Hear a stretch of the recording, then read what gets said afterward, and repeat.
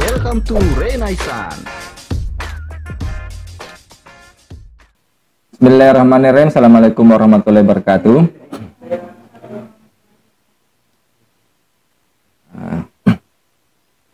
Jadi ini pertemuan pertama ya untuk sekolah epistemologinya ya, atau kajian epistemologi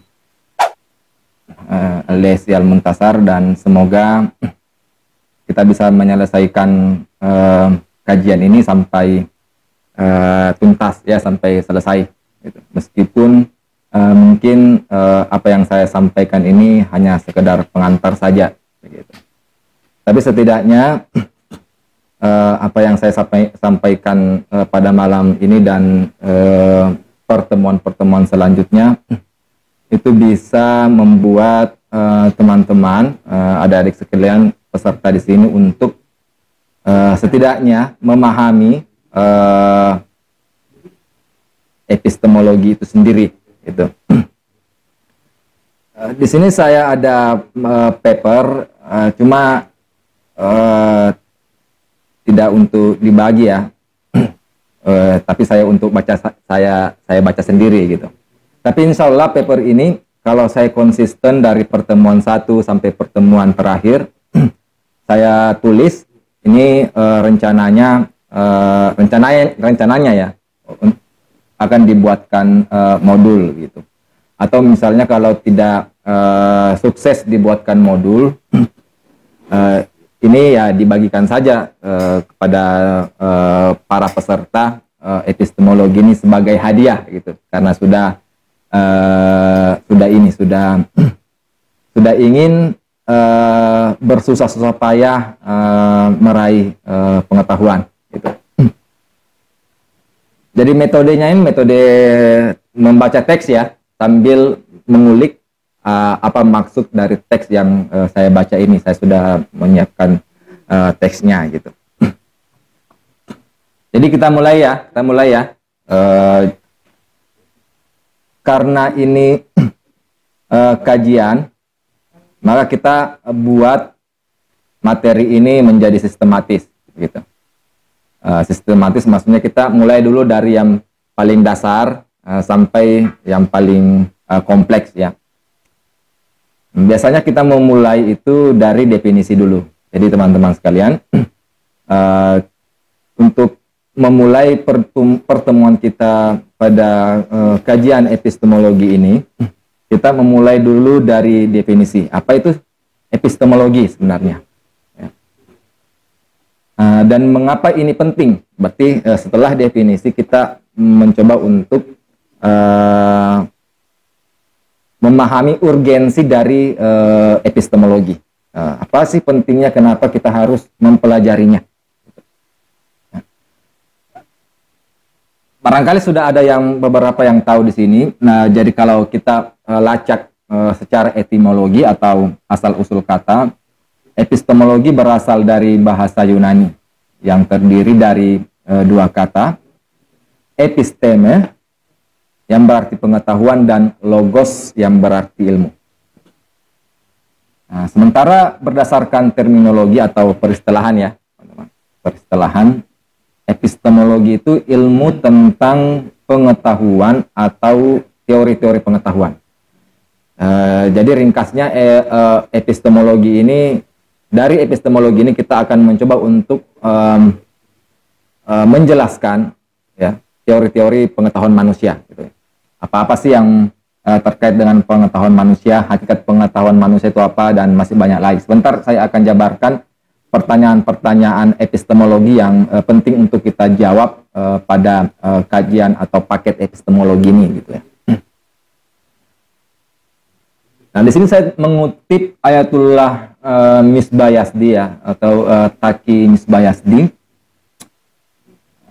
Dalam bukunya Daras Filsafat itu Ayatullah Misbayasdi itu mendefinisikan epistemologi sebagai bidang ilmu yang membahas pengetahuan manusia dalam berbagai jenis dan ukurannya.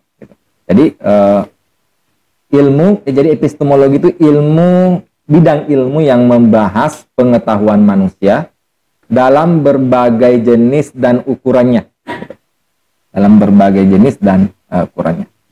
Ini maksudnya apa nih? Ya maksudnya dalam epistemologi itu ada dua jenis. Nanti kita akan bahas di pertemuan selanjutnya, karena ketika kita sudah sampai pada epistemologi Islam, nanti kita akan sampai pada dua jenis ilmu yang wajib tuh kalian tahu gitu. Ada ilmu huduri dan ada ilmu usuli gitu. Atau ilmu representasi atau ilmu kehadiran dan ilmu representasi atau representatif atau ilmu tanpa kehadiran. Apa itu ilmu husuli dan ilmu huduri? Nanti kita akan bahas pada pertemuan ini ya. Pertemuan selanjutnya. Belum saat ini gitu, belum saat ini. Kita sistematis membahas kajian ini. Nah, tapi sebenarnya teman-teman sekalian atau para peserta yang hadir, istilah episteme itu atau episteme sebenarnya sudah digunakan oleh Platon, namun dalam pengertian berbeda dengan episteme yang kita kenal saat ini sebagai sistem filsafat dan kajian mandiri. Ya. Jadi kan kita saat ini belajar tentang epistemologi sebagai bidang ilmu tersendiri yang mandiri ya, bidang ilmu tersendiri yang mandiri. Tapi dulu istilah episteme itu sudah dikenal ya, karena ini kan berasal dari bahasa Yunani kuno ya, jadi dulu sudah dipakai dan istilah ini dipakai oleh Platon. Platon menggunakan istilah ini untuk membedakan pengetahuan mengenai idea ya, yang terpahami oleh rasio atau intelligible ya, dengan pengetahuan mengenai realitas empiris yang didapatkan melalui pencerapan indrawi atau sensible. Nah, yang disebut pertama, yang saya sebut tadi itu pengetahuan yang tentang tentang idea ya, tentang idea yang dicerap oleh rasio itu Platon menyebutnya sebagai episteme, dan pengetahuan yang didapatkan melalui pencerapan indrawi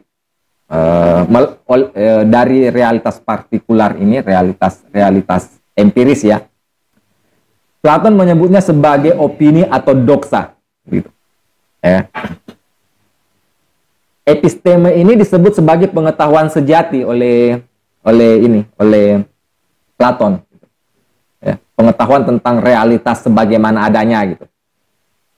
Sementara opini atau doxa ini pengetahuan yang ya, karena opini jadi dia pengetahuan yang tidak sejati. Ya, pengetahuan yang bisa keliru lah ya, bisa keliru karena dia hanya sekedar sensibilitas ya, pengetahuan sensibel dari realitas empiris yang berubah-ubah ini.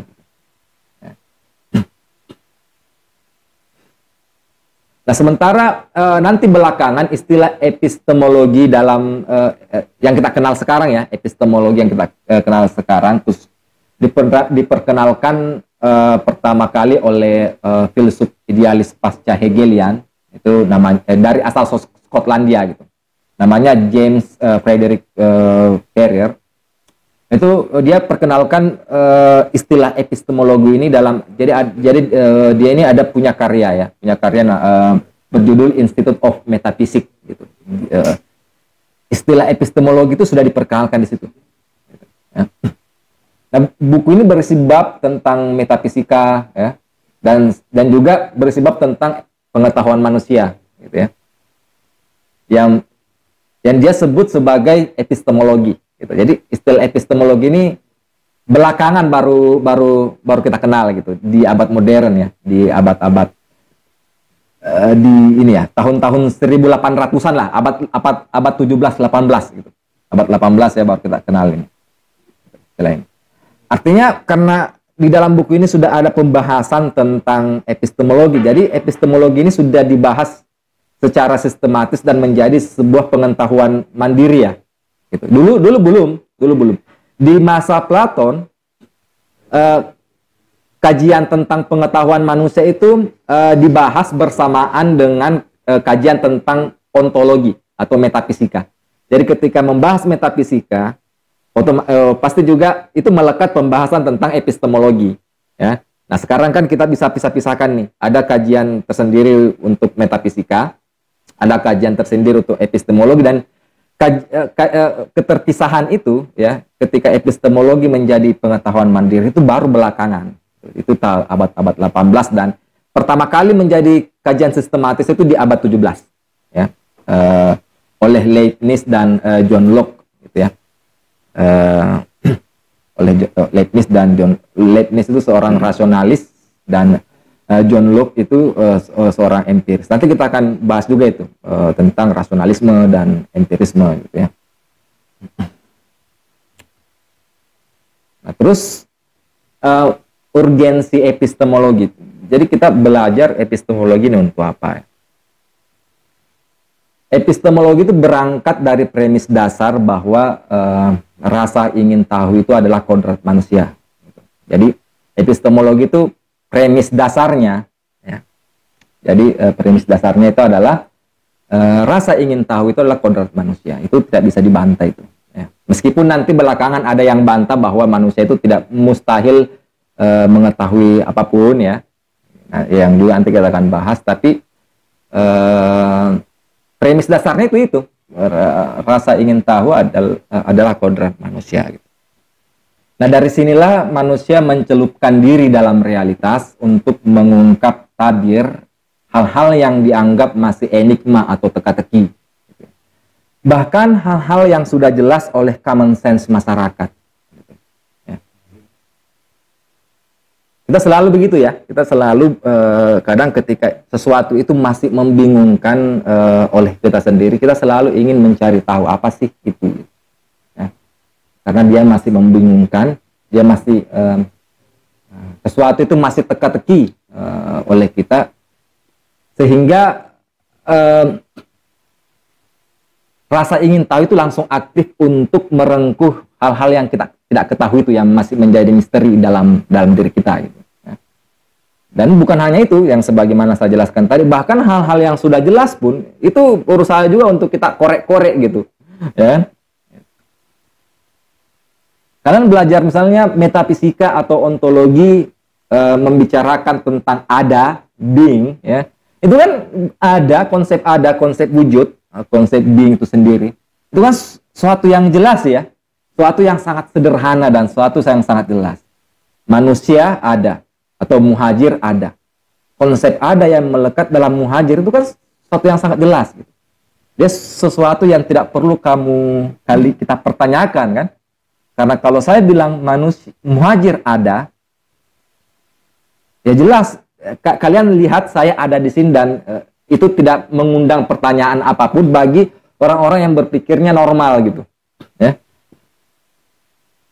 Tapi filsuf mencoba untuk mencoba untuk mencari kompleksitas dari hal-hal yang sederhana itu ya. Mencari kompleksitas dari konsep ada yang kita sebut dia sebagai suatu konsep yang sangat sederhana. Ya. Itu membuktikan bahwa manusia memang punya rasa ingin tahu yang tinggi, bahkan hal-hal yang sangat sederhana pun ya, kita berusaha untuk mencari tahunya. Gitu.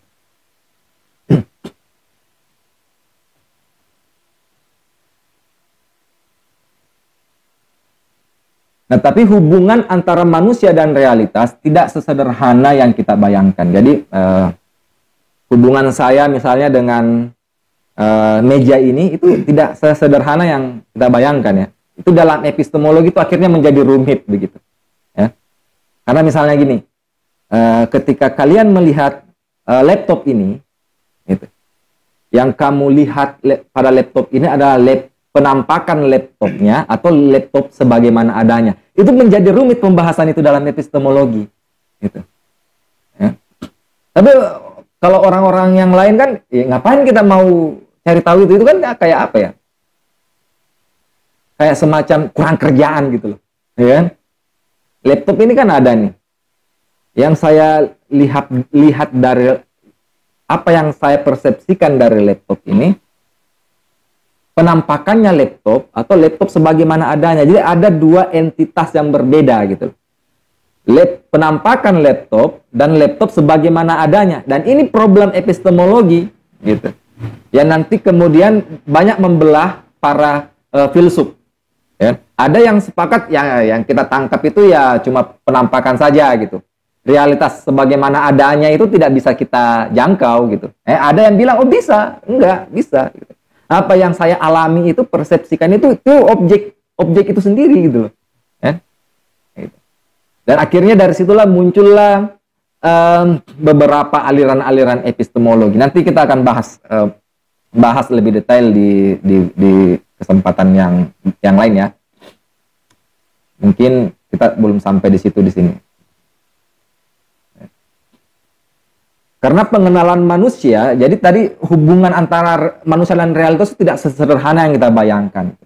Karena pengenalan manusia terhadap realitas kadang mengalami kekeliruan, ya. Ya itu juga salah satu bentuk hubungan relasi kita dengan realitas itu tidak sederhana sehingga karena memang pada dasarnya kita kadang mengalami kekeliruan dalam mencerap realitas, gitu ya, kekeliruan. Gitu. Hingga akhirnya pertanyaan mendasar muncul, gitu ya. Apakah manusia bisa sampai pada hakikat realitas? Apakah pengetahuan saya mengenai realitas sudah sebagaimana adanya? Nah, itu. Mungkinkah manusia bisa mencapai pengetahuan tentang realitas dan apa syarat-syaratnya agar pengetahuan manusia itu menjadi mungkin? Nah, ini pertanyaan-pertanyaan ini harus dijawab nih di dalam kajian epistemologi kita atau paket epistemologi kita. Pada dasarnya realitas hadir di hadapan manusia untuk dipikirkan, gitu ya. Jadi relasi kita dengan dunia ini, dunia hadir di hadapan kita, itu memang pada dasarnya dia diciptakan kayak apa ya? Memang dia ada di hadapan kita memang untuk dipikirkan gitu loh, ya. Tanpa Anda sadari itu konsep ini benar loh ya. Tanpa Anda sadari ketika misalnya kalian berjumpa dengan seseorang dan kalian merasa bahwa saya mengenal orang ini gitu loh. Pasti tertimbul ya di benak kalian pertanyaan-pertanyaan, ini orang saya kenal atau enggak sih gitu. Kapan saya bertemu dengan dia dan seterusnya. Jadi dia hadir, kita tidak merencanakan ini loh untuk memikirkan dia, tapi pada saat dia hadir di hadapan kita, dia tiba-tiba saja memancing kita untuk memikirkan dia gitu loh. Ya.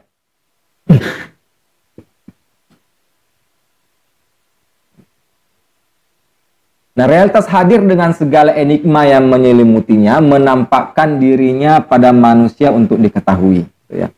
Meskipun pada akhirnya pengenalan manusia terhadap realitas belum tuntas. Gitu. Jadi meskipun dia memang hadir di hadapan kita untuk dipikirkan, tapi pada akhirnya pengetahuan kita tentang realitas itu sampai sekarang belum tuntas. Jangankan kita nih, para ilmuwan saja sekarang masih ini ya, masih bingung terhadap sistem tata surya kita ya, dan masih banyak hal yang belum terungkapkan dari alam semesta ini gitu. Jadi apa ya, realitas ini hadir untuk dipikirkan, tapi realitas itu sendiri menyimpan teka-teki gitu loh ya. Jadi menarik ya, proposisi ini menarik akhirnya karena realitas ini hadir untuk dipikirkan, tapi sekaligus juga dia menyimpan atau menyembunyikan dirinya gitu ya. Nah makanya seorang filsuf Heidegger pernah bilang gini, manusia itu makhluk yang paling aneh gitu ya, karena merupakan makhluk yang paling dekat dengan realitas tapi juga sekaligus paling jauh dengan realitas. Kita dekat tapi juga sekaligus jauh ya. Maksudnya jauh ini bahwa itu tadi ya, bahwa realitas ini tetap menyembunyikan dirinya sendiri dan akhirnya kita belum saja sampai pada hakikatnya gitu ya. Masih banyak teka-teki yang belum kita jawab tentang alam semesta ini.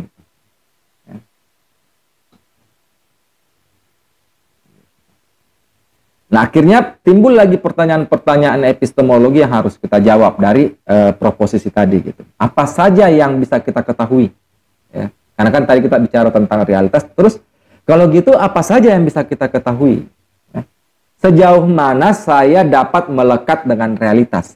Ya. Karena kan tadi di asumsinya itu bahwa kita ini dekat sekaligus jauh terhadap realitas. Gitu. Terus sejauh mana saya bisa melekat pada realitas gitu. Karena gini, dalam episode semakin kita melekat pada realitas, berarti kita itu bisa mengetahui realitas itu sebagaimana adanya. Tapi kalau kita berasumsi bahwa kita itu tidak bisa mengetahui pengetahuan realitas sebagaimana adanya, itu seolah-olah kita melihat antara manusia dan realitas itu berjarak gitu loh. Ya. Ada gap. Sehingga kita tidak sampai nih pada realitas sesungguhnya gitu. Dan ini pertanyaan-pertanyaan epistemologi yang perlu kita jawab nanti.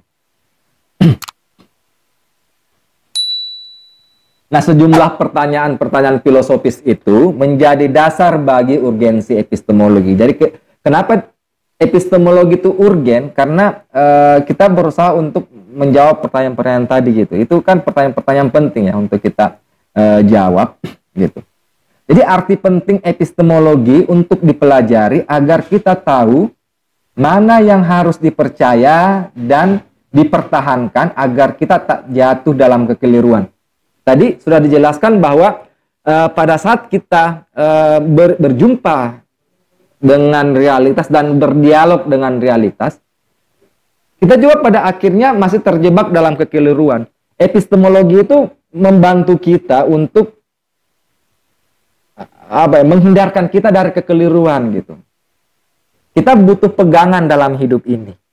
Dan pegangan itu hanya bisa kita terus dari banyaknya pegangan mana yang bisa kita percayai, itu kita bisa menentukan pegangan ketika misalnya ketika epistemologi kita itu tuntas gitu loh. Ya, ketika epistemologi kita tuntas.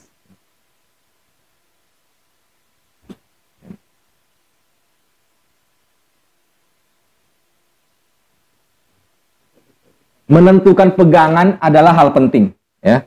Khususnya di tengah dunia kehidupan kita yang dipenuhi oleh berbagai macam ideologi. Ya.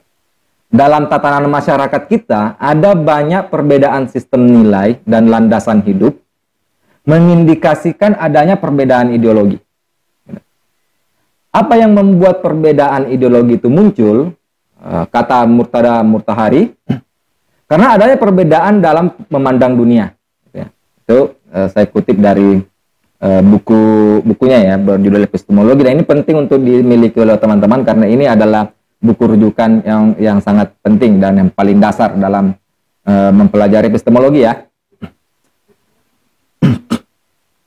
Sementara kata Mutahari, perbedaan pandangan dunia bisa hadir karena adanya epistemologi gitu. Nah, jadi sistemnya tuh kayak gini nih. Ini epistemologi, ya.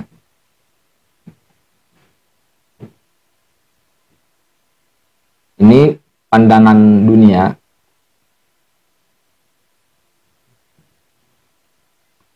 Kalau Mutahari menyebutnya pandangan alam, ya. Tapi saya lebih estetis kalau saya bilang pandangan dunia gitu. Anda saja yang mana yang estetis?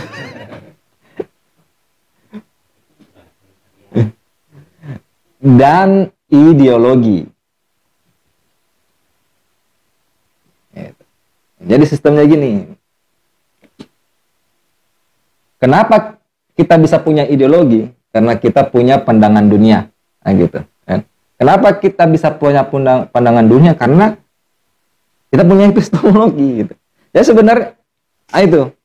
Cuma kan orang tidak sadar ya bahwa ideologinya itu terbentuk dari epistemologi tertentu, pandangan dunia tertentu gitu.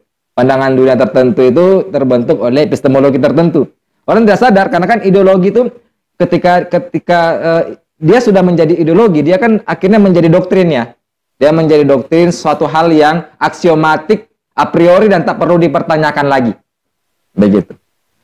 Tapi ketika kita ingin mempertanyakannya melalui epistemologi, ideologi itu sistemnya kayak gini nih. Dari ideologi itu muncul karena ada pandangan dunia. Dan pandangan dunia itu dilahirkan dari epistemologi. Ideologi itu apa? Ideologi itu tadi saya sebutkan, tatanan nilai. Sikap pandangan hidup. Ya. Itu yang menentukan sikap kamu. Gitu ya. Misalnya, kenapa kita harus wajib sholat gitu? Ya itu karena ada ideologi itu. Ya. Ideologi Islam itu yang akhirnya mewajibkan kita untuk sholat gitu. Pandangan dunia apa? Pandangan dunia itu cara pandang kita memandang dunia gitu. Cara pandang kita dalam memandang dunia. Cara pandang orang dalam memandang dunia kan berbeda-beda ya. Marxisme itu dengan Islam misalnya itu berbeda dalam memandang dunia. Gitu. Kalau Marxisme itu melihat realitas ini ya cuma materi saja ya. Gitu. Realitas ini ya realitas yang kita bisa rasakan, bisa kita rasakan melalui panca indera gitu. Nah, kalau Islam enggak, di samping ada agama ya, ideologi agama manapun gitu. Di samping ada realitas ini, realitas empiris ini, ada juga realitas non materi yang harus kita percayai gitu. Nah itu dua pandangan dunia ini berbeda dalam memandang realitas. Kenapa kira-kira? Karena mereka ini punya perbedaan epistemologi, gitu ya. Orang yang epistemologinya empiris, itu dia tidak percaya tuh yang namanya metafisika, yang namanya realitas non materi, yang namanya realitas spiritual, gitu ya. Tapi kalau epistemologinya epistemologi rasional misalnya, atau epistemologi intuitif misalnya gitu, dia percaya bahwa selain ini kita bisa menangkap dan memahami realitas di luar dari realitas materi ini, gitu, ya kan? Dari perbedaan epistemologi itulah akhirnya menghasilkan perbedaan pandangan dunia dan perbedaan ideologi.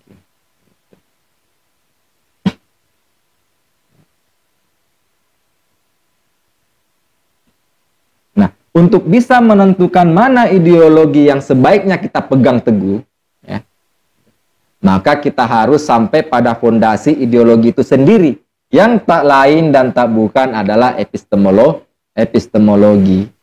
Gitu.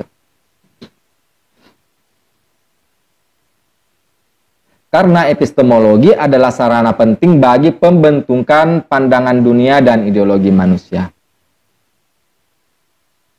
Kalau kita belajar epistemologi ya, kita itu bisa tahu loh, ini ideologinya, epistemologinya apa sih? Dan kita bisa mengkritik ideologi tertentu itu dengan menghancurkan epistemologinya gitu. Ya. Kalau epistemologinya rapuh, ideologinya ini tidak bisa dipertahankan.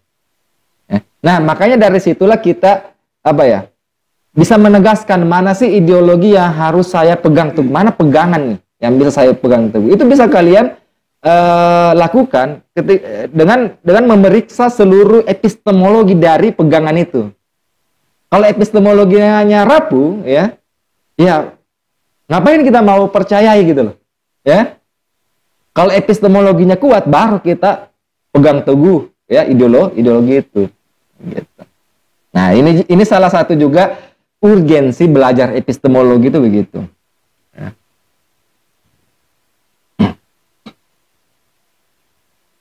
Nah itulah mengapa Mutahari mengatakan masalah epistemologi merupakan masalah yang cukup penting untuk diperbincangkan saat ini. Bahkan jarang ada sebuah permasalahan sepenting masalah epistemologi. Pernyataan Mutahari ini ada konteksnya nih sebenarnya ya. Ini ala konteksnya. Dulu memang di Iran gitu, di zamannya Ayatullah Mutahari ada banyak beragam pandangan, bahkan Marxisme juga ada di situ, ya. Nah, sementara anak-anak muda ini mempelajari atau mengikuti berbagai macam pandangan dan ideologi dari Barat begitu, sehingga melupakan ideologi asalinya sebagai orang Muslim gitu, ya. Itulah kenapa buku epistemologinya Mutahari itu terbit gitu loh. Itu cuma kumpulan ceramah-ceramahnya beliau ya. Itu kumpulan ceramahnya beliau. Dan konteksnya itu dia ceramah tentang epistemologi waktu itu untuk menyadarkan masyarakat khususnya anak muda ini bahwa betapa rapuhnya itu ideologi Barat gitu. Ya? Dan akhirnya Mutahari mengatakan seperti itu dalam teks yang saya baca tadi. Kenapa misalnya Mutahari menganggap itu penting? Dan tidak ada permasalahan yang paling penting selain masalah epistemologi gitu. Di pernyataan ini memang ada konteksnya gitu. Nah, akhirnya kita sampai pada pertanyaan-pertanyaan epistemologi yang harus kita jawab ya. Nah, jadi di sini tadi sudah dari urgensi itu ada banyak pertanyaan-pertanyaan yang harus kita jawab. Yang pertama, apakah manusia dapat mengetahui realitas sebagaimana adanya?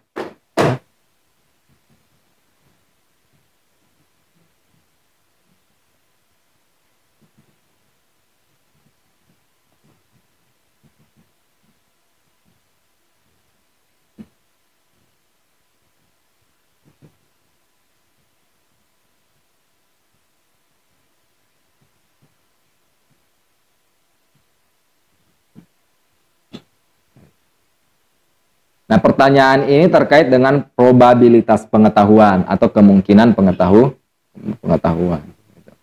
Jadi problem pertama yang kita bahas itu nanti ini nih. Apakah manusia dapat mengetahui realitas bagaimana adanya? Pertanyaan ini terkait dengan probabilitas pengetahuan. Tahu nggak? Ini tahu nggak itu? Kalau saya bilang realitas sebagaimana adanya, tahu? Apa maksudnya itu? Kira-kira realitas sebagaimana adanya itu maksudnya apa kira-kira itu ya, yang hakiki, esensi, benar atau gimana? Nanti kita akan bahas itulah ya, kita selesaikan dulu pertanyaan-pertanyaan ini. Kedua, bagaimana terus kalau misalnya pengetahuan itu mungkin ya, kalau memang manusia bisa mengetahui realitas sebagaimana adanya, terus bagaimana pengetahuan itu bisa jadi mungkin? Gitu. Maksudnya bagaimana kita bisa tahu realitas sebagaimana adanya itu ketika misalkan memang manusia bisa mencapai itu gitu, ya. Jadi pertanyaan kedua yang harus dijawab, bagaimana pengetahuan itu mungkin?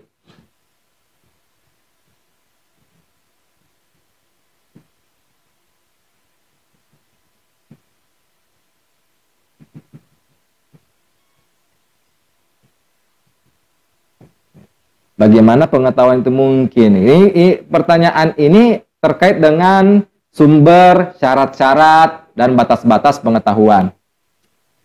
Jadi dari pertanyaan ini nanti kita akan jawab sumber-sumber pengetahuan itu apa? Syarat-syarat pengetahuan itu apa? Apa syarat-syaratnya supaya saya bisa sampai pada realitas? Kayak gitu. Dan batas-batas pengetahuan. Apa yang saya bisa ketahui dan apa saja yang tidak bisa saya ketahui? Gitulah. Ketiga, nah akhirnya kita sampai pada ketiga. Kalau memang bagaimana, terus apa saja yang bisa saya ketahui? Apa saja apa saja yang bisa saya ketahui? Nah, ini kita akan bicara banyak tentang realitas di sini. Loh, kok ini epistemologi toh? Kenapa harus ada pembahasan ontologi? Epistemologi, dua kajian ini tidak bisa dipisahkan, gitu ya. Dua kajian ini tidak bisa dipisahkan, gitu. Karena memang pada dasarnya dulu sudah saya jelaskan tadi, antara epistemologi dan ontologi itu adalah satu paket ya. Dalam pembahasan filsafat. Orang bicara ontologi pasti bicara epistemologi juga, begitupun dengan sebaliknya. Dan mau tidak mau kita juga pasti ada dalam keadaan seperti itu juga, gitu ya. Pasti kita harus mau tidak mau bicara tentang realitas juga, gitu. Nah, pertanyaan ketiga ini berkaitan dengan itu, pertanyaan tentang makna realitas dan sejauh mana manusia dapat melekat pada realitas, gitu. Ya. Terus pertanyaan keempat, instrumen apa yang digunakan dalam mengenali realitas? Ya. Instrumen apa? Jadi instrumen pengetahuan, ya. Instrumen pengetahuan.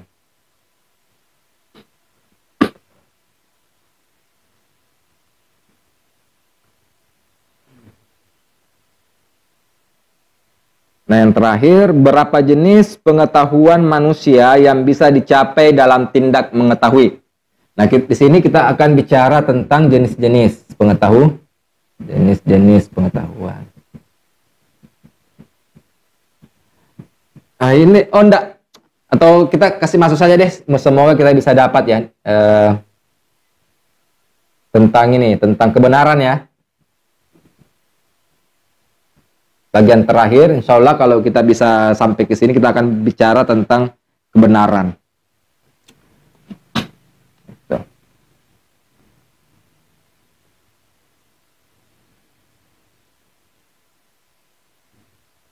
Saya habiskan dulu definisi pengetahuan, baru kita buka tanya-tanya jawab ya.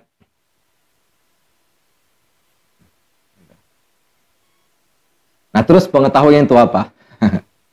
Kan kita bicara tentang epistemologi ya, ta? Nah, terus pengetahuan itu apa kalau gitu? Kira-kira pengetahuan itu apa kira-kira? Ada yang bisa bantu saya? Pengetahuan itu apa?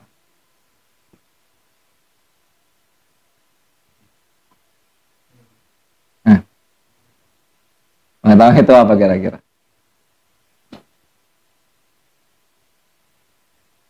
Coba ayo, apa yang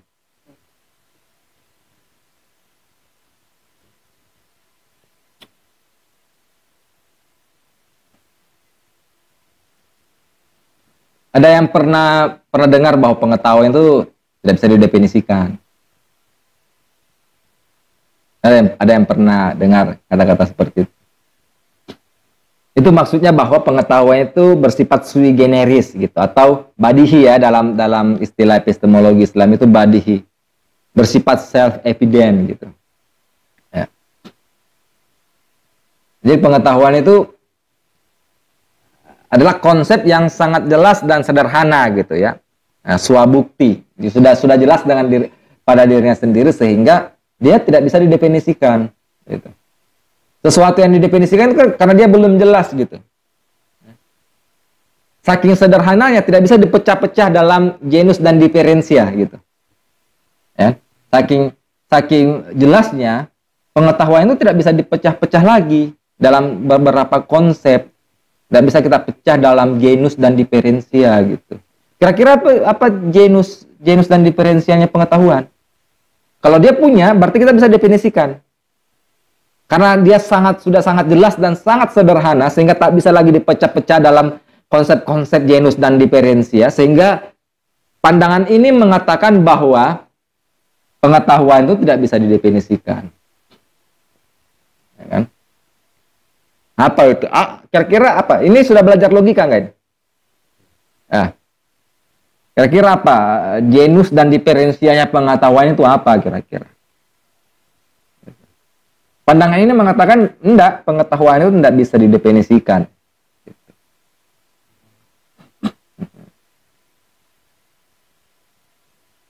Cuma saja gini, karena ini kajian, ya toh.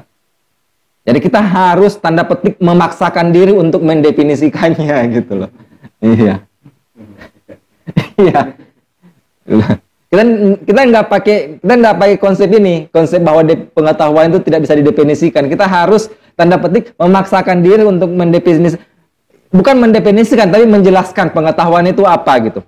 Karena kalau kita tidak jelaskan, terus ngapain kita ketemu gitu loh.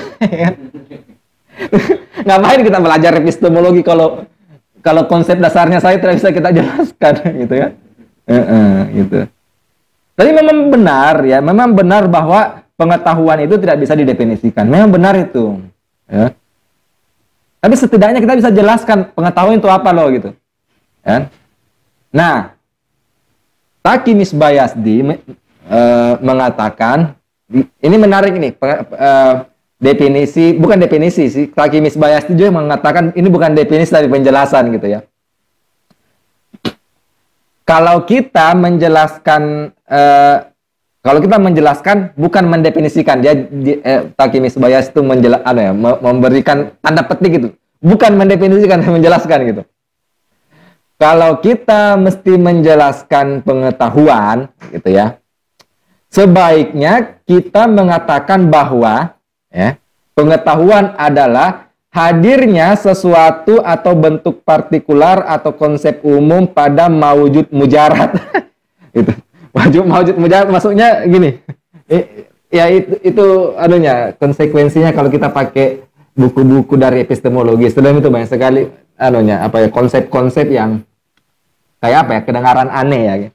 Maujud mujarad gitu. Ini apa maksudnya gitu. Hadirnya sesuatu jadi pengetahuan menurut Takimis Bayazdi hadirnya sesuatu ya, hadirnya sesuatu atau bentuk partikularnya. Nanti saya jelaskan apa maksudnya ini. Hadirnya sesuatu atau bentuk partikularnya atau konsep umumnya gitu. Atau konsep umumnya pada maujud mujarad. Gitu. Maksudnya itu maujud mujarad itu maujud non materi. Maujud itu adaan ya gimana Ji menjelaskan keberadaan kan ada dan ada keberadaan ya atau ada dan ada adaan gitu. Gitu.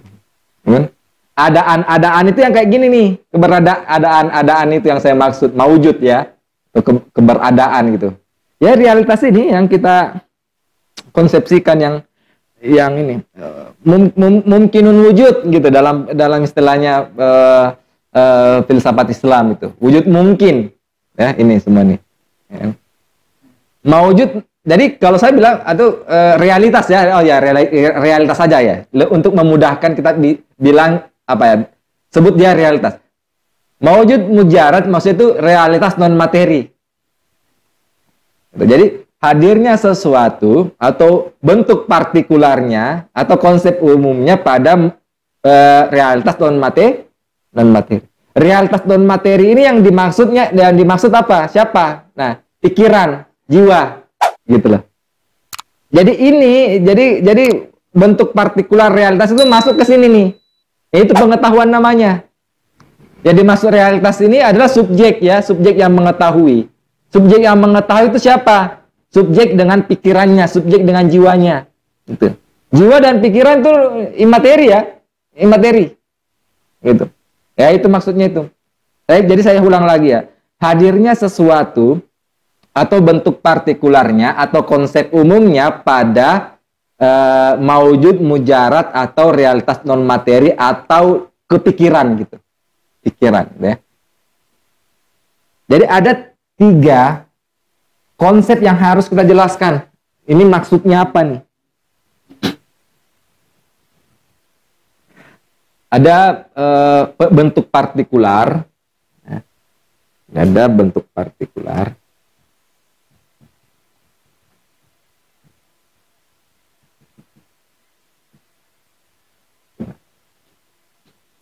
Ada konsep umum. Ada konsep umum. Atau universal ya. Kalau kalian belajar logika sudah paham ini ya sebenarnya apa yang sama. Ada maujud mujarad. Nah, kita sebut saja subjek ya untuk memudahkan ya. Subjek yang mengetahui gitu ya. Jadi 2 ini bentuk partikular dan konsep umum hadir ke subjek, hadir ke kita nih. Saat dia hadir, nah itulah yang disebut sebagai pengetahuan. Gitu. Apa yang dimaksud bentuk partikular? Gitu. Gambaran mental. Ya. Ini nih. Laptop yang ada di hadapan kalian. Itu kan ada tuh gambaran mental yang tersimpan mengenai laptop. Itu namanya bentuk partikular. Ingat dia bentuk ya, belum menjadi konsep ya. Bentuk partikular. Setelah bentuk partikular ada yang disebut sebagai konsep universal. 2 ini yang masuk di dalam kepala kita, tanda petik kepala kita atau pikiran kita, dia menjadi pengetahuan gitu. Nah, inilah yang dimaksud Takimis Bayasdi sebagai pengetahuan. Dan ini sekali lagi bukan definisi. Ya, ini bukan definisi, teman-teman, tapi ini cuma penjelasan tentang pengetahuan. Karena di situ Takimis Bayasdi menjelaskan bahwa ini penjelasan, bukan definisi, gitu. Ya.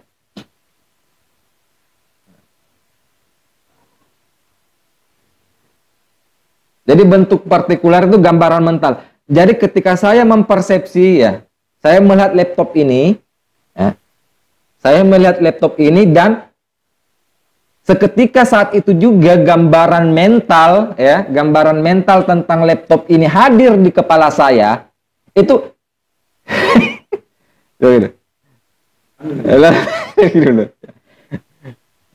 itu namanya pengetahuan, gitu. Ya. Konsep-konsep imajinal, gambaran tentang pohon gitu, gambaran tentang handphone gitu. Itu namanya bentuk-bentuk partikular namanya. Dan ketika itu hadir di dalam kepala kalian, dalam pikiran kita nih, itu namanya pengetahuan. Nah, ada juga yang disebut sebagai konsep umum. Ya, konsep umum itu saya konsep tentang gelas. Jadi bukan bentuk ya, bukan bentuk gelas tapi konsep tentang gelas. Kalau konsep gelas itu dia sudah tidak memiliki lagi bentuk.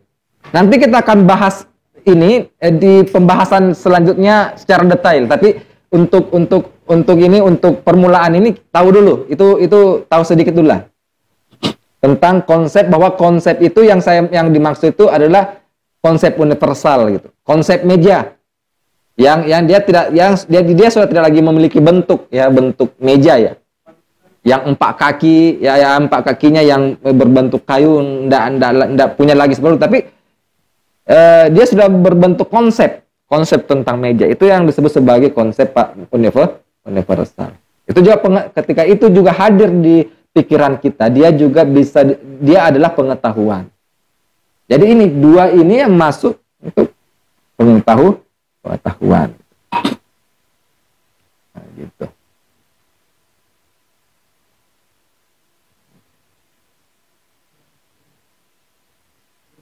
Nah, ini juga menjelaskan bahwa ini juga yang menjelaskan ya, kalau misalkan begitu pengetahuan kita tentang Tuhan itu kan bukan bentuk partikular. Jadi kita tidak punya bentuk partikular tentang Tuhan, toh? Ya. Tapi kenapa kita punya pengetahuan tentang Tuhan? Karena kita punya konsep umum tentang Tuhan itu, gitulah, ya. Konsep umum tentang Tuhan ya. Ya kalau itu dirasionalisasi dan bisa kita buktikan bahwa Tuhan itu benar, ya, Tuhan itu ada kan, gitu. Ya tinggal dibuktikan secara logis Tuhan itu ada atau enggak. Tapi setidaknya konsep umum tentang Tuhan itu ada gitu. Atau ya ini matematika ya, konsep-konsep matematika. Bilangan itu kan tidak ada ya, bilangan itu tidak ada di luar ya. Ya, itu sudah saya jelaskan kayaknya yang waktu training kan gitu. Bilangan itu kan tidak di luar kan. Jadi dia tidak, terus bagaimana, apakah bisa disebut sebagai pengetahuan? Ya bisa, karena dia dalam bentuk gambar apa ya, bentuk konsep umum gitu. Nah, ya, oke ya. Nah, tapi Takimis Bayasdi menjelaskan begini lagi, ya. Ditambahkan lagi, ya, kita mesti mengatakan bahwa pengetahuan tidak meniscayakan. Nah, ini poin penting. Pengetahuan tidak meniscayakan subjek pengetahuan berbeda dengan objek yang diketahui. Jadi ditambahkan lagi, kita mesti mengatakan bahwa pengetahuan tidak meniscayakan subjek pengetahuan berbeda dengan objek yang diketahui. Kalau ini, ya, kalau ini kita definisi ini yang kita pakai, definisi pertama yang kita pakai berarti ada dua, ada ini ya, ada subjek yang mengetahui dan ada objek yang diketahui ya. Gitu. Ada objek yang ada subjek yang mengetahui dan ada objek yang diketahui. Gitu.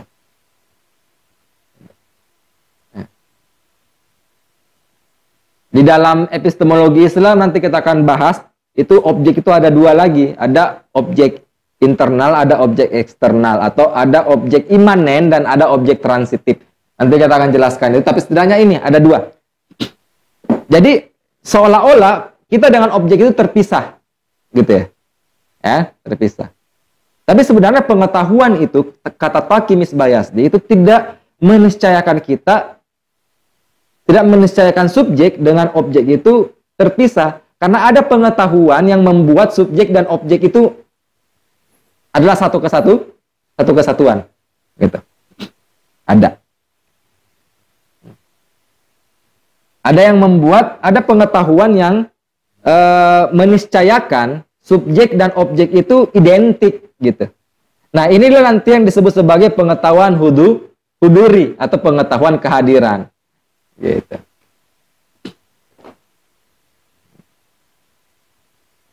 Jadi di sini definisi epistemologinya Misbayazdi itu sekaligus menjelaskan bahwa ada dua bentuk pengetahuan. Ada pengetahuan yang subjek dan objeknya terpisah, ya, itu husuli, pengetahuan husuli, dan ada pengetahuan yang subjek dan objeknya itu identik, yang disebut sebagai pengetahuan huduri atau kehadiran. Apa itu huduri dan apa itu husuli? Belum saatnya kita jelaskan. Nanti kita jelaskan di pembahasan selanjutnya. Sistematis ya. Tidak perlu kita melompat-lompat gitu. Karena harus ada beberapa konsep yang harus Anda pahami untuk bisa sampai paham tentang itu, pengetahuan itu. Jadi kita harus pelan-pelan sampai ke sana. Makanya mungkin ini agak cukup lama, ada beberapa pertemuan ya, ada beberapa pertemuan yang harus kita selesaikan supaya kita bisa selesaikan tema tentang epistemologi ini. Gitu. Oke, sampai di sini ada yang mau ditanyakan? Silakan. Ada yang mau bertanya? Silakan.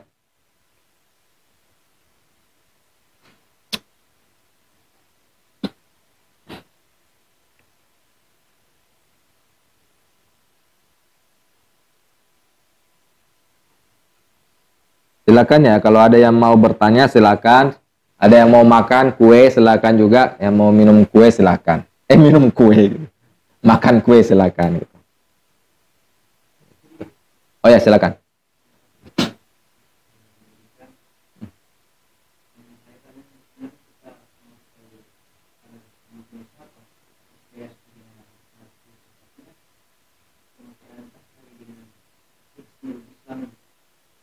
Oh, rujukan. Oh, rujukan saya banyak di sini. Jadi ada banyak rujukan saya. Cuma ada memang buku yang sekunder, ada buku primer. Buku primer kita itu Mutahari, Misbayazdi, dan ada satu lagi Mehdi Hairiazdi. Itu bisa di ini ya, bisa dicari ya, ilmu huduri. Mehdi Hairiazdi gitu. Itu ya. Dan setelah itu ada banyak. Jadi saya pakai banyak referensi ya. Jadi tidak ini supaya beragam ya. Dan ini sekali lagi ya, bahwa sebelum kita ke epistemologi Islam, nanti itu saya akan banyak membahas epistemologi barat gitu. Rasionalisme, David Hume, Berkeley, John Locke gitu. Kalian juga harus paham ya, harus tahu mereka ini gitu. Supaya tidak gagap bertemu dengan orang-orang ketika mereka lagi bicara yang itu gitu. Ya. Ya, dengan apa ya? Dengan pengenalan yang bersifat kritis tentunya ya. Artinya kalau kita bahas Descartes misalnya ya, Descartes, ya saya pakai juga rujukan tentang Descartes gitu ya. Bukunya tentang Meditation on First Philosophy saya pakai juga gitu. Bukunya tentang discourse metode itu atau risalah tentang metode, diskursus dan metode saya pakai juga pasti, karena kita nanti akan bahas Descartes juga gitu. Tapi karena kita ingin meneguhkan wibawa epistemologi Islam, maka rujukan primer kita itu yang saya sebutkan tadi, kan? Taqi Misbah Yazdi, Mehdi Hair Yazdi, dan ya Mutahari. Tapi sepertinya saya lebih banyak nanti akan ambil konsep-konsep di ini ya, di Mehdi Hair Yazdi dengan Taqi Misbah Yazdi gitu. Ini termasuk selera saya menyukai kedua tokoh ini ya, salahnya. Ya, saya suka beliau memaparkan konsep-konsep filsafatnya. Itu Mehdi Hair Yazdi itu, wah, itu keren loh itu kalau kalian bahas. Ya. Karena dia bahas misalnya ya Wittgenstein itu langsung pada rujukan aslinya gitu. Itu bagusnya itu. Ya, silakan.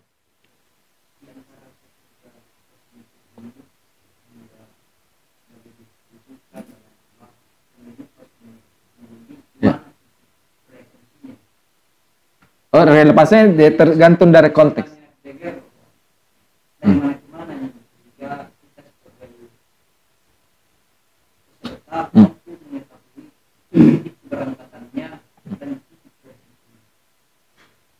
Ya, dia akan dibahas dari ini ya, dari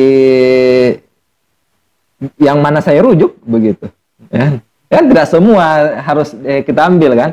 Ya, saya harus memilah-milah ya, yang mana yang penting untuk dipaparkan di sini ya, berdasarkan kepada konteks materi kita ya, begitu. Nah, makanya saya bilang bahwa ini epistemologi ini bersifat pengantar, gitu. Jadi kalau misalnya teman-teman mau belajar tentang lebih lanjut tentang epistemologi, nanti bisa baca bukunya beliau dan bisa tambahkan lagi buku-buku yang lainnya, karena kan masih banyak nih filsuf-filsuf Muslim yang bahas tentang epistemologi gitu. Ya pasti saya juga akan membahas epistemologi misalnya Mula Sadra gitu ya. Sedikit ambil pasti di situ ya gitu.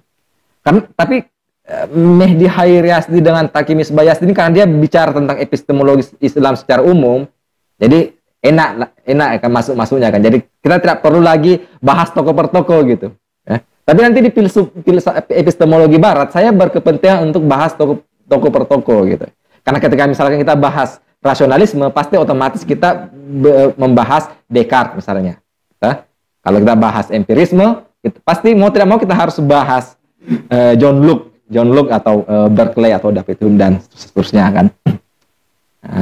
Misalnya rasionalisme idealisme transendental, filsafat transendental Immanuel Kant, pasti kita akan bahas Immanuel Kant dan pasti kita akan bahas pokok-pokok pemikiran beliau gitu. Oke ya. Nah, rujukan primer kita juga itu ada di manual itu ya, manual Al-Muntasar ya. Hah? Oh iya gitu ya. Oh iya ya. Makanya itu juga yang kesabaran. Ada pasti kita merujuk ke situ ya, yang manualnya LDC Al-Muntasar gitu.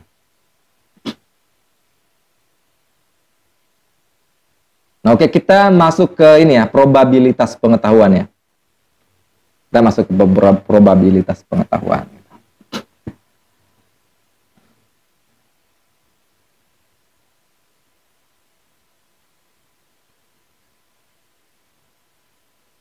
Nah, persoalan probabilitas pengetahuan adalah hal paling mendasar dalam membahas epistemologi.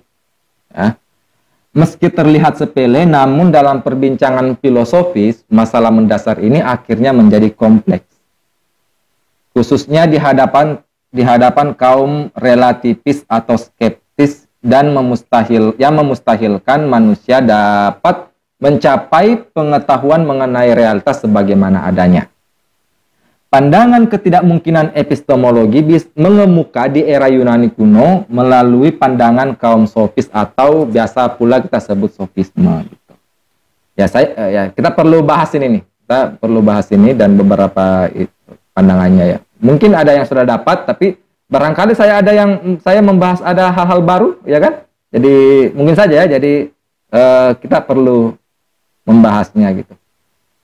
Kayaknya kalau pertemuan selanjutnya, kalau saya buat makalah lagi ya, mungkin bisa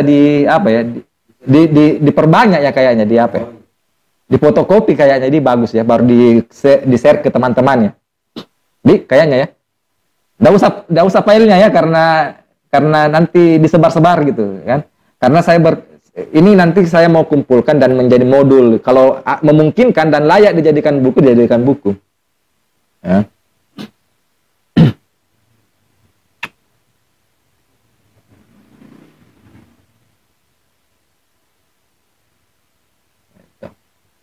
Nah, kita bahas sofisme nih.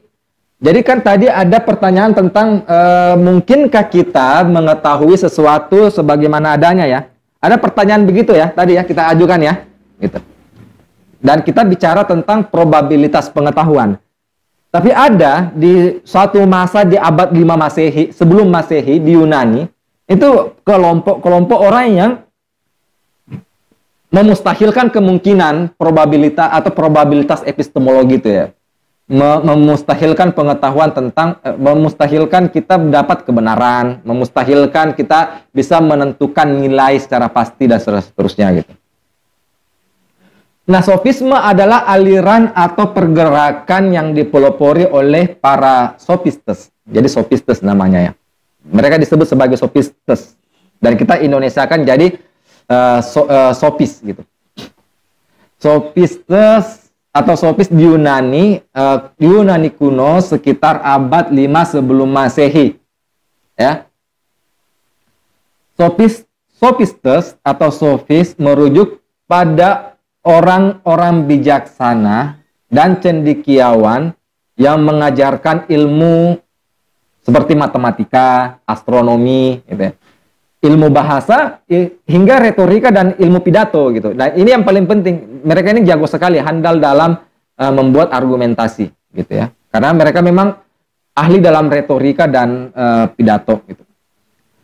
Itulah sebabnya kaum sofis juga disebut ahli retorika yang laris menjadi fasilitator demokrasi untuk membantu masyarakat beradu argumen.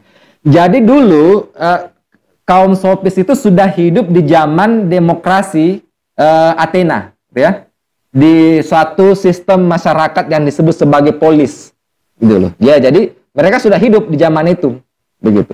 Nah, di sana itu tradisi berargumen sangat tinggi, bahkan menjadi budaya dan menjadi tren gitu. Jadi orang-orang kayak kaum sofis itu dibutuhkan di dalam alam demokrasi itu untuk beradu argumen ya, menjadi fasilitator di dalam politik demokrasi gitu.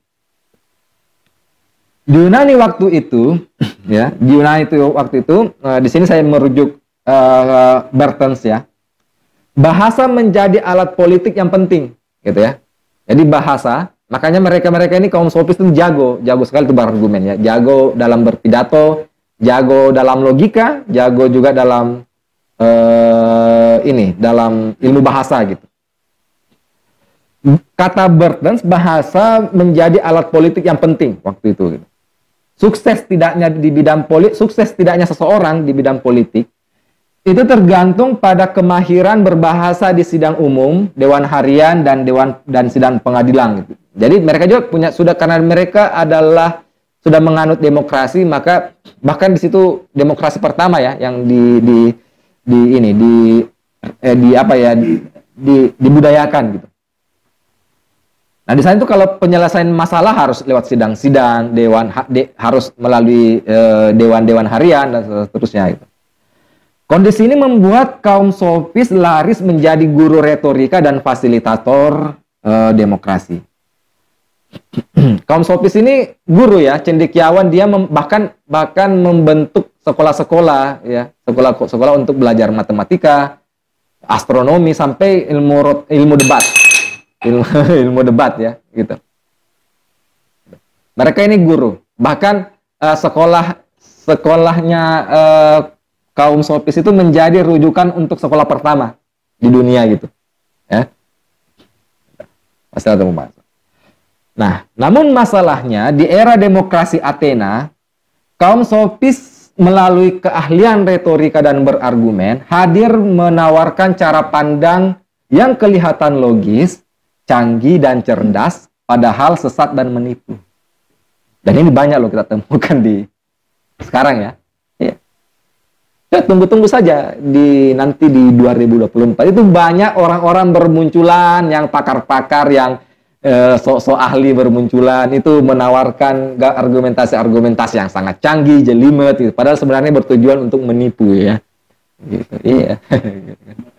Iya, merekayasa pikiran orang supaya ngikut sama pilihan politiknya gitu.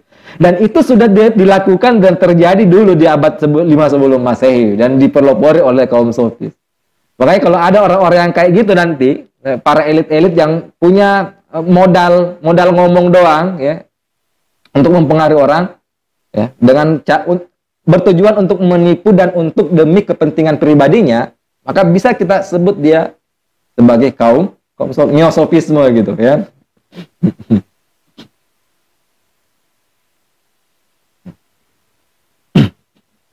Karena gitu. Jadi mereka ini dibayar mahal loh, kaum sofis itu. Jadi ketika misalkan diundang untuk memenangkan suatu perkara, mereka itu dibayar mahal karena mereka jago memutarbalikkan fakta gitu.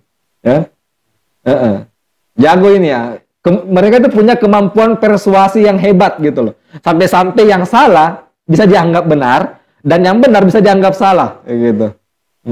Ya. Makanya kan nanti kita sebut dia seorang skeptis ya, seorang relativis. Mereka ini penganut skeptisisme akut gitu ya, relativisme akut yang bahkan mereka tidak percaya bahwa kebenaran itu ada. Gitu. Bahkan mereka tidak percaya bahwa realitas luar diri kita ini tidak ada gitu loh. Ya. Nanti kita akan bahas itu. Tidak peduli ya ini ya.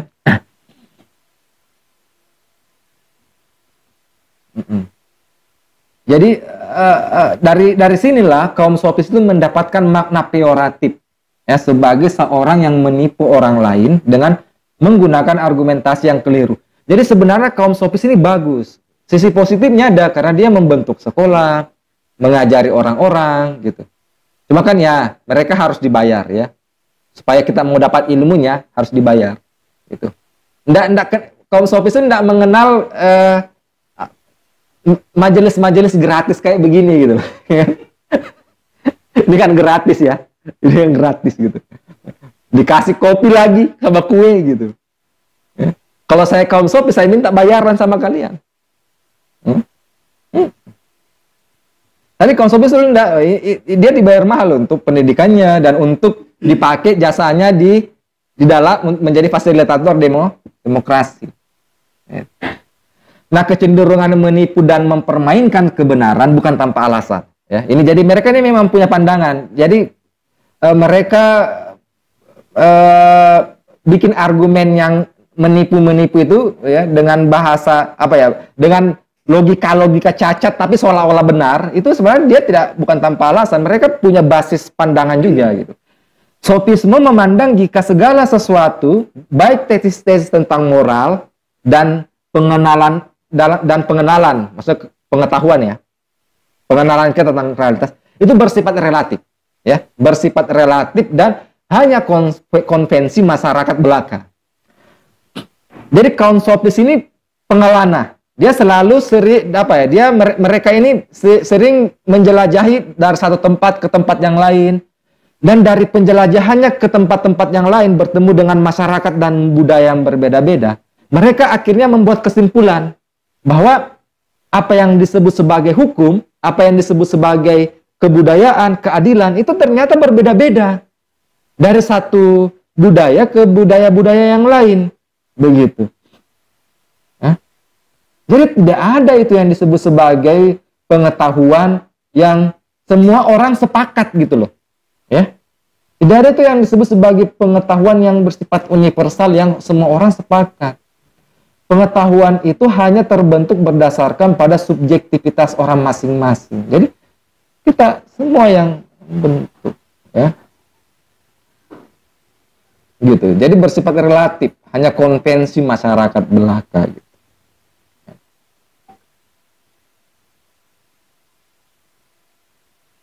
Kalau misalnya kaum sofis ditanya gitu, ini apa ya? Kalian kan sepakat bahwa ini gelas ya. Kalian sepakat bahwa ini gelas ya. Tapi kaum sofis tidak. Wah, belum tentu dia gelas. Dari mana kalian tahu kalau gelas ini mau disebut gelas? Ya, gitu. Sejak kapan kamu tahu bahwa gelas ini mau disebut sebagai gelas? Ya kan bisa saja gelas ini pengennya disebut kucing misalnya. Gitu? Iya. Dari mana kamu tahu gelas ini rela disebut sebagai gelas? Jangan-jangan dia mau disebut sebagai mobil? Disebut sebagai spidol misalnya gitu. Ya. Jadi ketika saya sebut gelas ini sebagai mobil misalnya, ya itu benar gitu. Ya kamu juga kalau ketika misalkan sebut ini gelas, ya benar juga gitu. Jadi kamu benar, saya benar gitu. Karena bisa saja juga ini gelas ini pengennya disebut mobil gitu. Ya, meskipun juga mungkin saja ingin juga disebut gelas gitu. Jadi ya saya menyebut ini mobil, kamu ini sama-sama benar gitu. Nah itu. Jadi akhirnya kebenaran itu bersifat relatif. Nanti kita sampai di Protagoras yang berasumsi bahwa manusia itu jadi ukuran segala sesuatu gitu. Ya.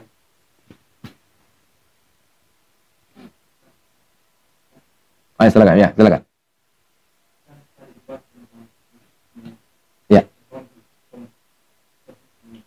Ya. Kira siapa tokohnya kuno kira-kira kan yang ditahu adalah yang pas modernisasi enggak tentang abad 20 21 yang berapa tokoh Ya. Oh ya. Ada banyak, ada 11, 12 ya. Ya, sebenarnya ada banyak, cuma ada yang banyak yang mitos gitu ya. Jadi banyak yang nama-nama yang dilekatkan, tapi nama-nama itu mitos begitu. Kalau di kalkulasi ya ada 10, 11. Cuma nanti di sini kita bahas dua aja yang penting ya, yang penting saja. Silakan.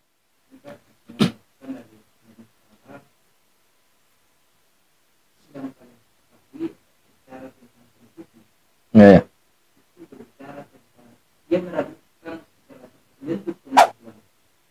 Apa? Ya.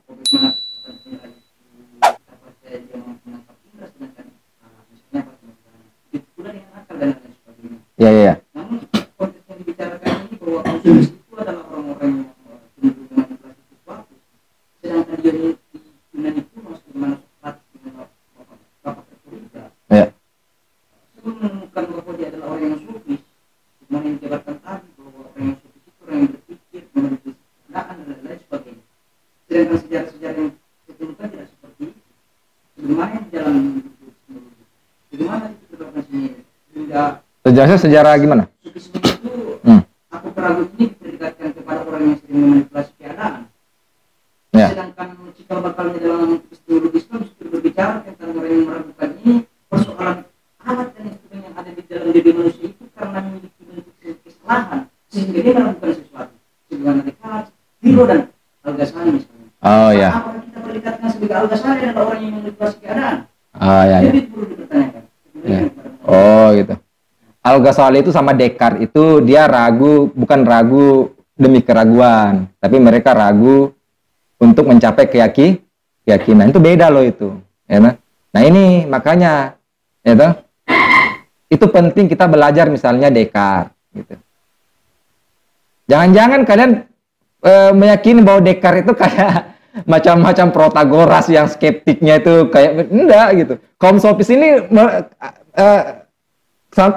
ini keraguannya demi keraguan gitu loh ya. Tapi kalau Descartes dia tuh keraguan metodis gitu loh.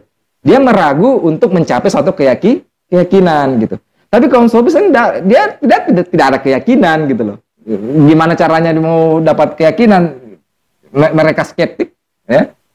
Jadi skeptisisme absolut gitu loh ya, atau skeptisisme filosofis. Nah, jadi harus dibedakan skeptisisme filosofis dengan skeptisisme metodis gitu.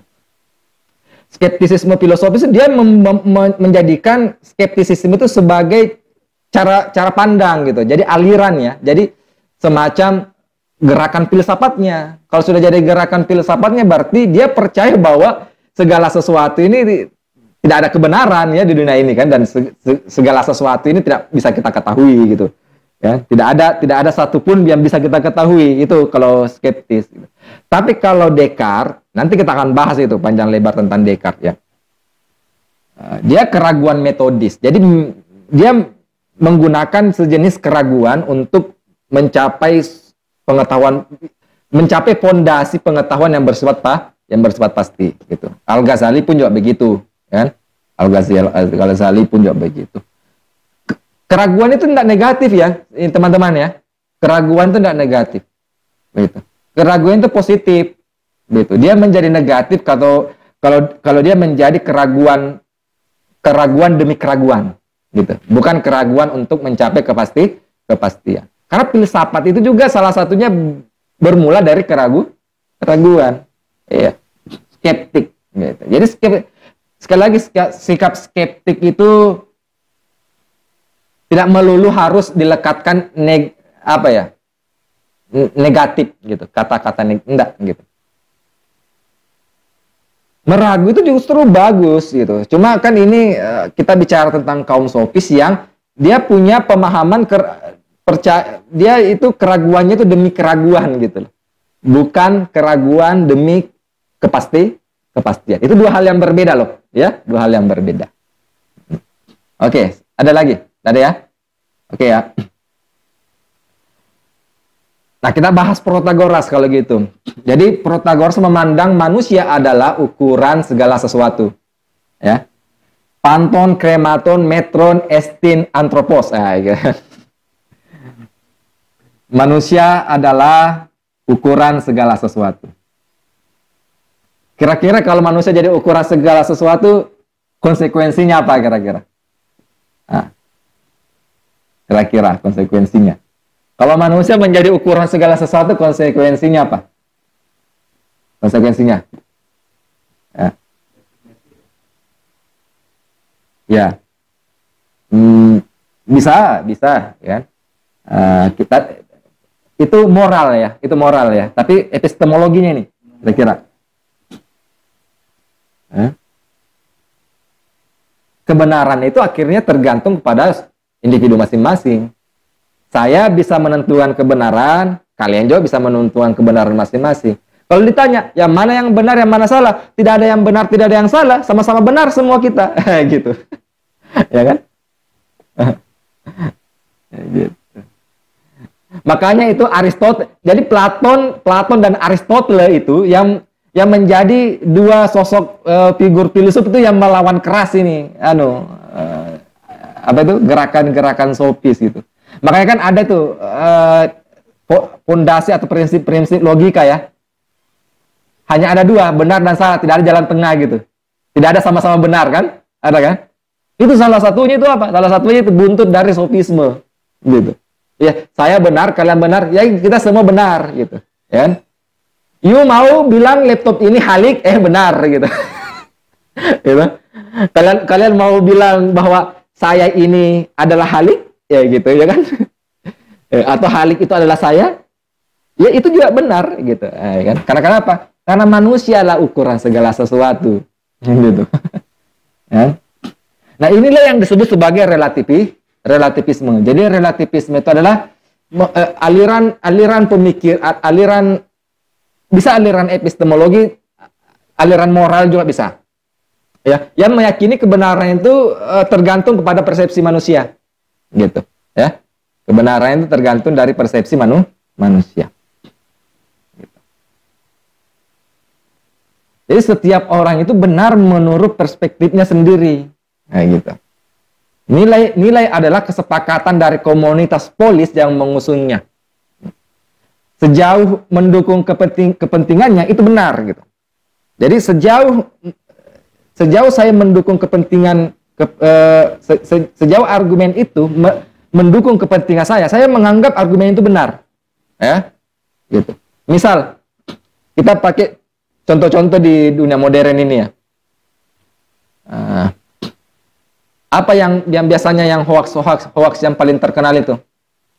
Ada nggak yang hoax yang paling terkenal Kira-kira apa hoax yang paling terkenal gitu? Misalnya Sambo, Sambo gitu.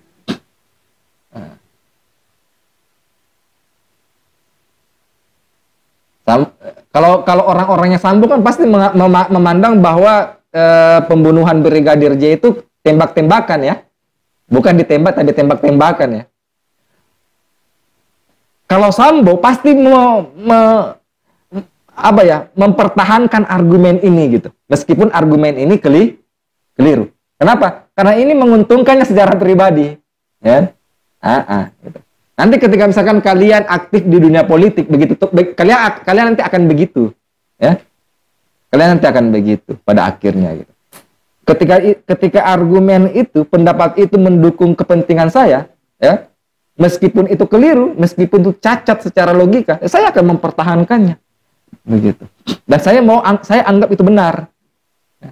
Nah, karena itu tadi bahwa manusia adalah ukuran segala sesuatu gitu. Semua benar berdasarkan perspektif masing-masing.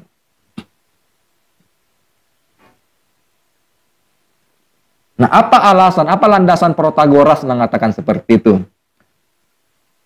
Jadi Protagoras itu memberikan contoh kayak gini nih. Protagoras memberikan contoh ya. Ada angin, ya. Ada angin.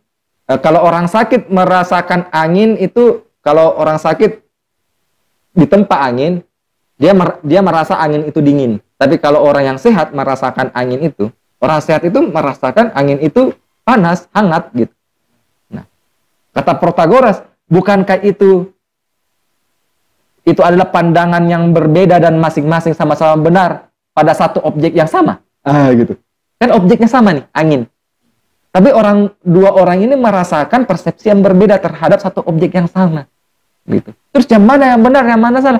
Dua-duanya benar. Begitu. Angin itu panas sekaligus juga dingin. Gitu.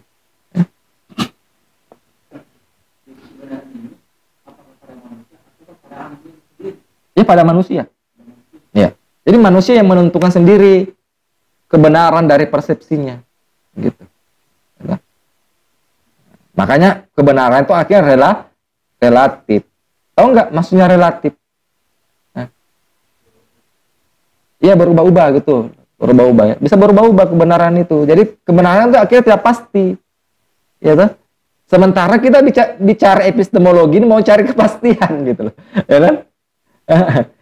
Kalau konsumsi ini ya epistemologi itu tidak berguna, ya. Tidak ada kepastian. Sementara kita belajar epistemologi mau cari kepastian, ya kan? Akhirnya epistemologi ini bagi kaum sofis itu ya tidak berguna, gitu ya. Ngapain kita pelajari ini sementara kepastian tidak ada, gitu. Kalau ya ada satu lagi Gorgias namanya ya, Gorgias. Ini lebih radikal lagi Gorgias ini. Karena Gorgias itu tidak hanya relatif, pandangannya tidak hanya relativis, tapi juga skeptis. Apa itu skeptis? Skeptisisme. Jadi skeptisisme itu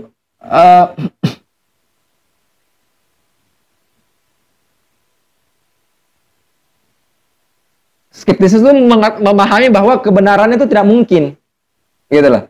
Oh ya, pengetahuan kebenaran tidak mungkin. Jadi kita tidak mungkin mencapai suatu kebenaran. Kalau kebenaran tidak mungkin, artinya apa? Tidak ada kebenaran gitu. Dan Gorgias itu tidak hanya menolak kebenaran, tapi juga menolak realitas di luar diri manusia, gitu. Itu Protagoras itu. Gorgias. Ada 3 tesis terkenalnya ini. Kalian kalau belajar filsafat Yunani itu pasti tahu ini. Ada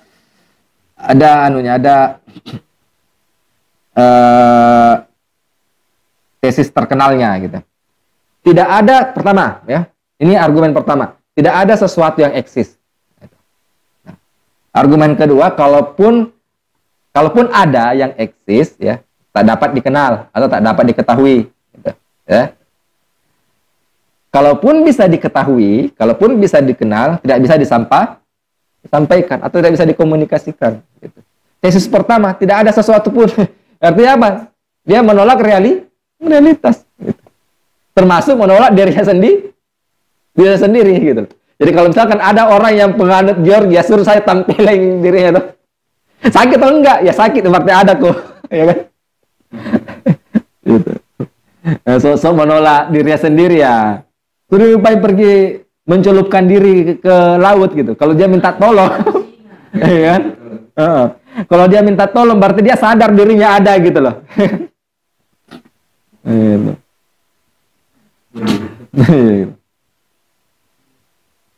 Nah, apakah pandangan kaum sofis ini dapat diterima? Ya tentu saja tidak gitu. Ya, gitu. Tentu saja tidak. Jadi sofisme ini tidak bisa diterima.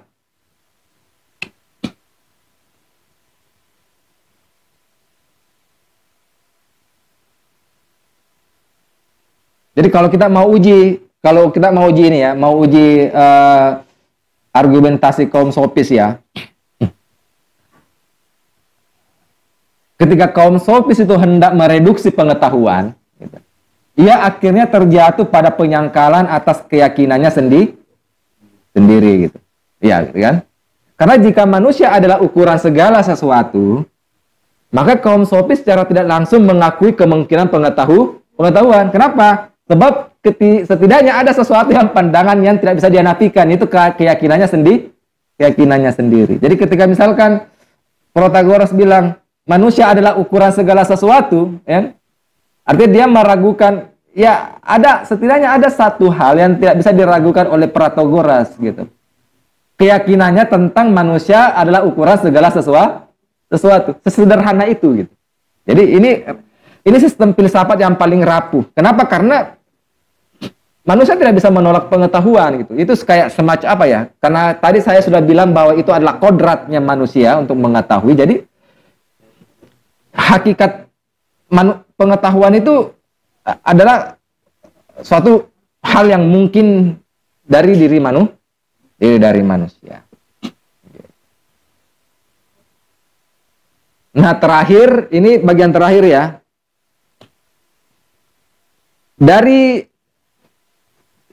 Ini harus dijelaskan supaya lebih enak kita bahas nanti di pembahasan selanjutnya. Jadi dari kaum sofis itu atau dari aliran skeptisisme dan relativisme itu akhirnya kita mencapai suatu konsep epistemologi yang nanti ini yang akan kita jabarkan panjang lebar nih sampai kita melibatkan tokoh-tokoh barat dan epistemologi Islam. Apa itu tentang subjektivisme versus objektivisme. Nah, itu. Kalau Protagoras ya. Kalau Protagoras itu memandang bahwa manusia adalah ukuran dari segala sesuatu, berarti dia memandang bahwa pengetahuan itu subjektif. Jadi kaum skeptis itu bisa masuk dalam kategori subjektivisme. Nah, apa itu subjektivisme? Subjektivisme itu memandang bahwa manusia tidak bisa mengetahui segala sesuatu sebagaimana adanya. Ya tentu kaum skeptis itu memang subjektivis, tapi dia subjektivis ekstrim ya. Dia menolak pengetahuan masalahnya. Tapi ada subjektivis yang dia mengakui pengetahuan itu, cuma pengetahuan itu dibentuk oleh subjektivitas manusia dan bukan berdasarkan kepada realitas objektif begitu. Ya. Itu subjektivisme namanya ya.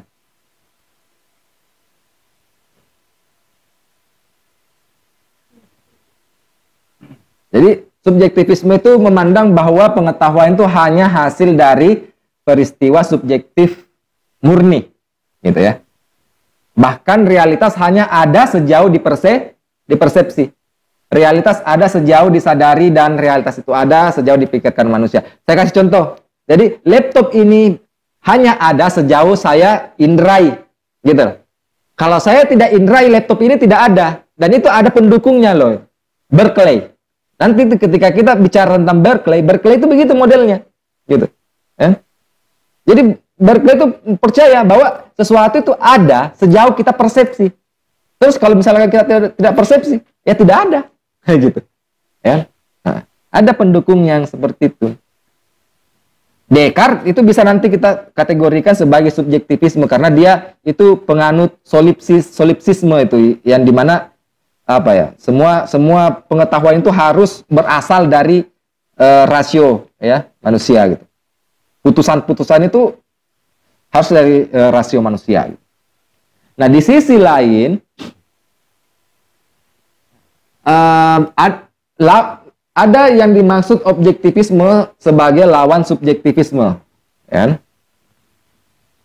Nah, tadi subjektivisme itu bisa disebut sebagai idealisme epistemologis, gitu. Subjektivisme atau idealisme epistemologis. Karena kebanyakan pendukung subjektivisme itu orang-orang idealisme gitu, ya. Berkeley itu kan idealisme subjektif. Gitu. Descartes itu ada yang menggolongkannya sebagai idealisme epistemologis. Gitu. Kebanyakan itu menurut ya. Lah, Berkeley kan seorang empirisme, iya empirisme, tapi kepercayaannya terhadap realitas, hubungan manusia dan realitas membuat Berkeley itu seorang idealis. Jadi belum tentu yang objektivisme itu seorang empiris, belum tentu. Ya? David Hume itu empirisme, tapi dia itu skeptis gitu. Iya. Ya? Jadi belum tentu itu yang empirisme itu mendukung objektivisme. Cuma John Locke itu yang dia objektivisme karena dia itu penganut realisme representatif gitu atau realisme naif ya. Silakan.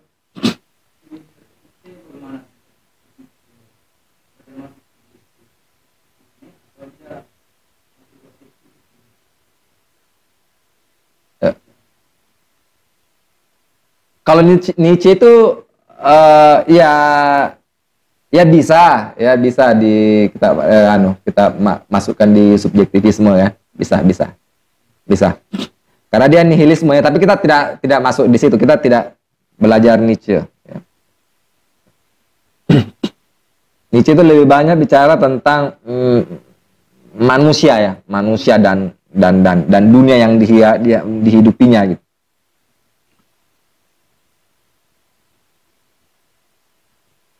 Nanti kita akan ada saat dimana kita akan bisa sampai bahas-bahas yang begituan ya. Nah, kalau objektivisme itu, dan ini bagian terakhir dari kajian kita, objektivisme itu pandangan menyatakan bahwa realitas itu mandiri. Itu. Realitas mandiri, berdiri sendiri dan lepas dari manusia. Tadi subjektivisme itu memandang bahwa realitas itu tidak ada realitas mandiri gitu.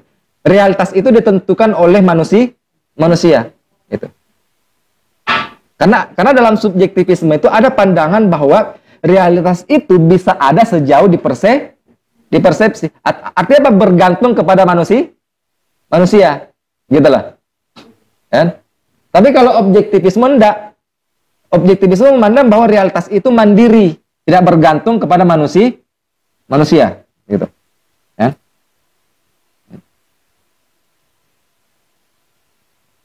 Objektivisme itu memandang bahwa manusia bisa mengetahui sesuatu sebagaimana adanya.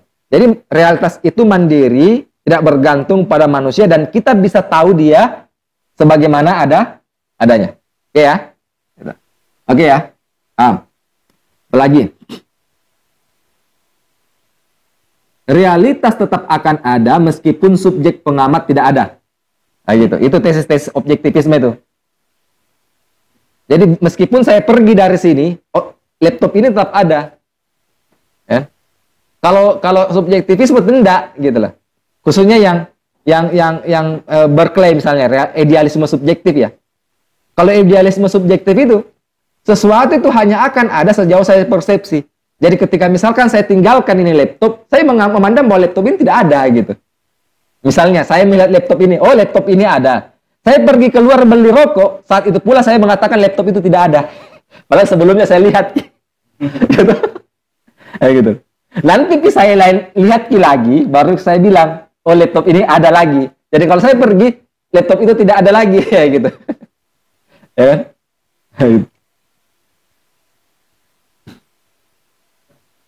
Ya.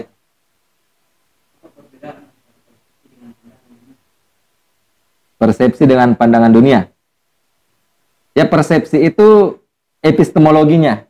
Pandangan dunia itu hasil dari persepsi kita. Gitu. Misalnya, kamu percaya bahwa jadi persepsi itu misalnya ya, kamu melihat ini ya, melihat kekacauan gitu di dunia ini. Gitu. Kamu melihat kekacauan di mana-mana gitu lah. Ya. Banyak orang yang akhirnya mati karena perang misalnya. Gitu lah. Nah, kamu punya persepsi soal itu tentang dunia gitu. Ya. Dan akhirnya kamu memandang bahwa di dunia ini tidak ada Tuhan. Andaikan ada Tuhan, maka pasti dunia ini dipenuhi dengan keadilan. Gitu. Tapi kenapa di dunia ini tidak ada keadilan? Gitu. Gitu. Ada orang mati tidak bersalah hanya karena elit-elit politik yang berperang, akhirnya orang-orang yang tidak bersalah mati. Gitu. Salah mereka apa? Gitu. Sepertinya Tuhan tidak ada. Gitu. Andaikan Tuhan ada, Tuhan kan maha baik, maha adil. Andaikan Tuhan ada, tidak akan ada orang-orang yang bersalah yang mati hanya karena perang. Itu persepsimu, gitu. Akhirnya muncullah pandangan. Pandangan apa? Ateisme. Dari persepsimu tentang dunia ini memunculkan ateisme. Gitu. Jadi pandangan dunia mulai pandangan dunia ateisme. Kamu melihat segala sesuatu dengan cara pandang ateisme gitu. Ya kan? Nah, itu begitu prosesnya. Jadi persepsi ini nanti akhirnya melahirkan pandangan dunia. Oke ya? Paham ya? Begitu cara berpikirnya. Makanya untuk mengkritik pandangan dunia seseorang, ya, epistemologinya harus kamu hancurkan dulu. Karena epistemologi itu menjadi fondasinya. Itu. Ya.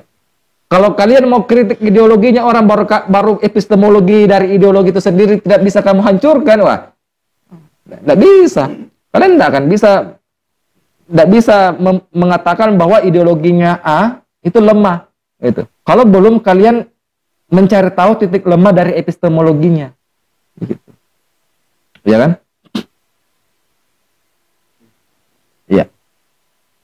Jadi begitu objektivisme ini bisa disebut sebagai realisme epistemologis. Realisme epistemologis.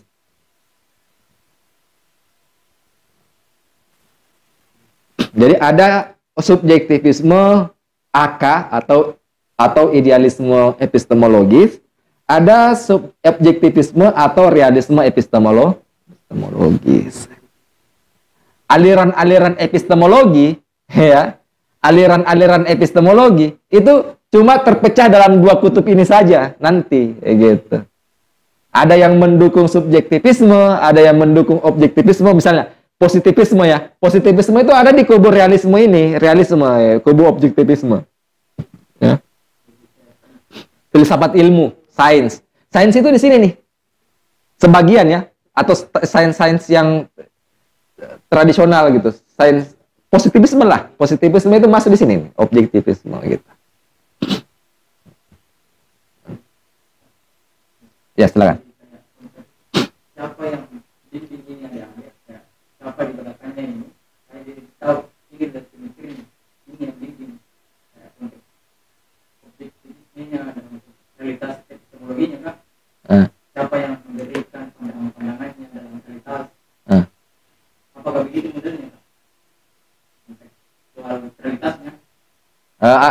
kurang nangkap itu apa. Salah satu yang saya ketahui, Oh begitu.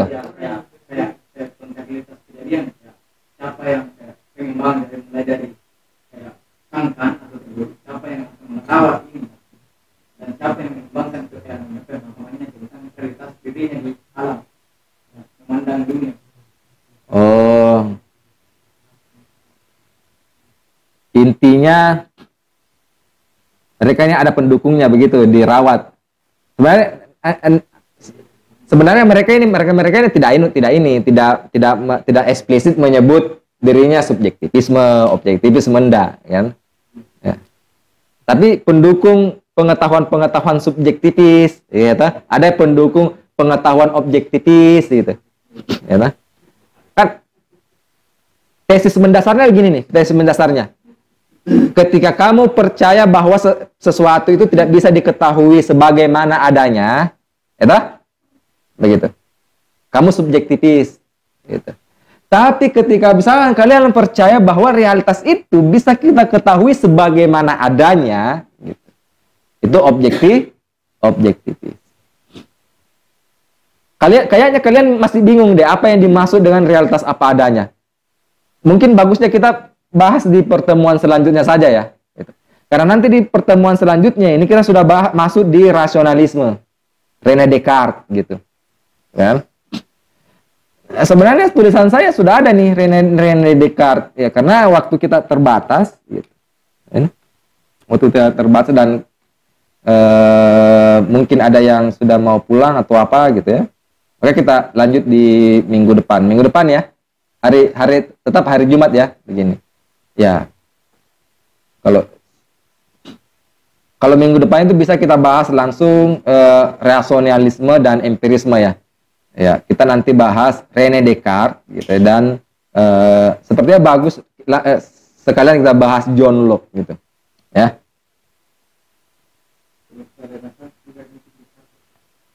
Ya. Kenapa? Pendalaman. Di mana pendalaman? Oh di sini. Oh gitu. Oh iya. Oh iya, iya. Jadi ya gitu. Jadi nanti kita masih lanjut ya, yang Sobat Renaissance juga ya nanti akan menonton ini. Setelah ini kita akan lanjut nanti di hari Jumat ya, tetap hari Jumat. Dan kita sudah masuk kajian aliran-aliran yang diwakili oleh para tokoh-tokoh begitulah. Dan Sobat Renaissance juga harus tunggu nih kajian kita selanjutnya. Insya Allah kita akan bahas rasionalisme nanti diwakili oleh René Descartes dan empirisme diwakili oleh John Locke gitu. Saya pikir kita perlu bahas ini deh, karena supaya kalian juga punya banyak referensi tentang epistemologi Barat, gitu. Ya kan? Setelah ini baru kita bahas yang epistemologi kita itu gimana nih epistemologi kita nih, ya kan? Iya, kan? Epistemologi kita nih, kan? Oke ya, sampai begini saja ya. Oke ya. Para peserta yang lain ya. Kalau nanti dikomunikasikan lagi sama teman-temannya yang mau ikut ya. Yang mau ikut, silakan lagi sampaikan teman-temannya. Yang belum ikut, ya suruh saja nonton nanti ya, nonton ini. Tapi saya harapkan jangan nonton di YouTube lah. Gitu, teman-teman yang anak-anak Almun ini ya harus datang ya. Datang di sinilah. Gitu. Kalau yang lewat YouTube itu biarkanlah mereka yang tidak bisa tidak bisa masuk di komunitas di lingkaran kajian kita gitu ya. Oke, sampai di sini saja teman-teman sekalian. Tidak ada pertanyaan kan? Sudah tidak ada pertanyaan ya? Kalau sudah tidak ada pertanyaan kita sudahi saja kalau gitu. Dengan ucapan wabillahi taufiq wal hidayah. Assalamualaikum warahmatullahi wabarakatuh.